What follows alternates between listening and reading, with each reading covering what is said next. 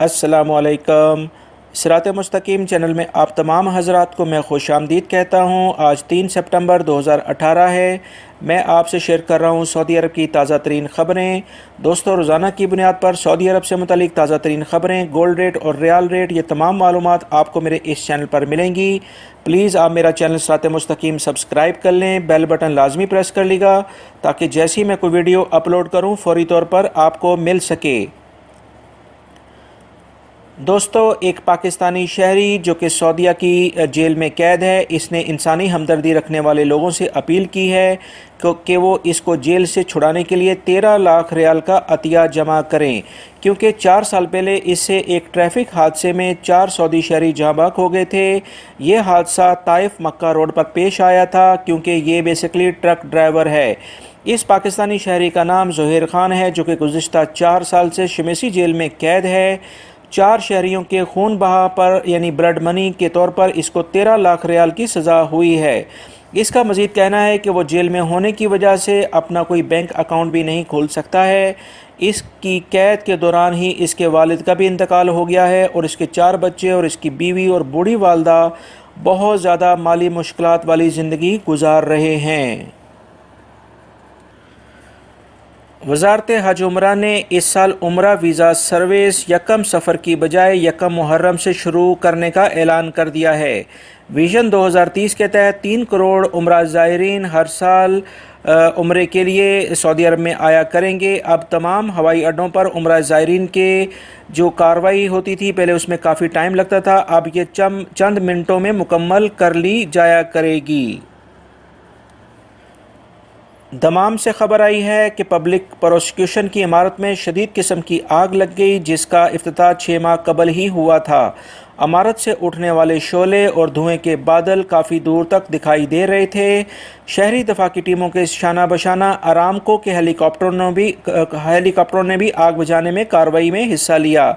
ये आग जो जिस बिल्डिंग में लगी है, ये बेसिकली एयर कंडीशन सिस्टम की वजह से लगी और इसके बाद पूरी ऊपर की मंजिल को लपेट में ले लिया।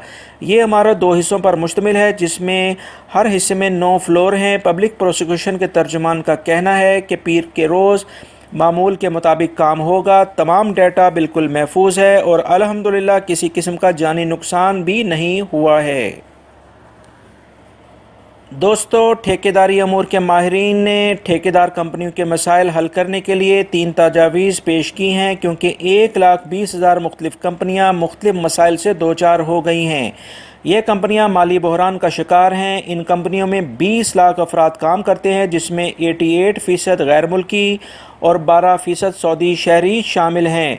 इन कंपनियों पर जो अकामे के लिहाज से टैक्स लगे हैं, इसके बाद ये कंपनियां बहुत ज़्यादा मुश्किलात का शिकार हैं और अपने मुलाजमीन को तनख्वाह देने के लिए भी इनके पास रकम मौजूद नहीं है।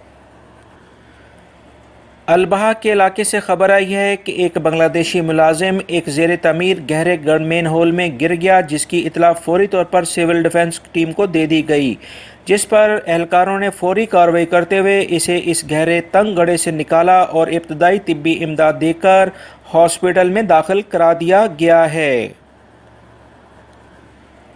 सऊदी अरबियन मॉनिटरिंग अथॉरिटी, जो कि बैंकों के अंदर आप जितना भी लेन देन करते हैं उस तमाम को मॉनिटर करती है, उसने एलामिया जारी किया है कि गैर मुल्कियों ने जुलाई 2018 में 12 अरब रियाल अपने मुल्कों में भेजे हैं।